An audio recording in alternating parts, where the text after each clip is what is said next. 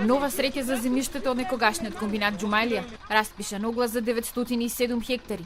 Ке се конкурира за парцели над 3 хектари. Во огласот ќе нема условувања за висината на инвестициите, поради што пропаднаа претходните огласи. Не постои услов да се поднесуваат инвестиции, односно проекти за инвестиции со соодветен износ или со соодветен рок, како што беше во претходните постапки. Затоа одлучивме овие 907 хектари во 10 блока да бидат дадени на оглас над 3 хектари, каде што ќе има јавно надавање и ќе важат основните услови согласно Законот за земјоделско земјиште.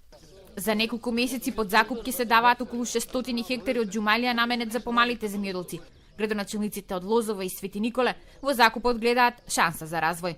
И кај нас имат регистрирано околу 1000 индивидуални земјоделци. Значи, тоа се земјоделци што даваат даноци, што плаќаат даноци на државата, што плаќаат придоноси на државата.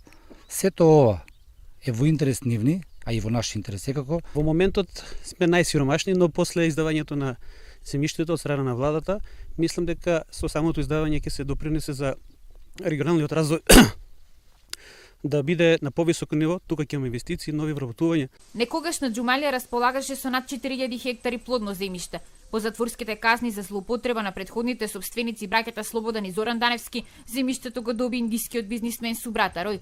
Од претходната влада беше промовиран како најзначајна инвестиција во агросекторот, но земјата од овчеполието не ги виде 20.000 млечни крави и ветените 200 милиони евра, па договорот беше раскинат.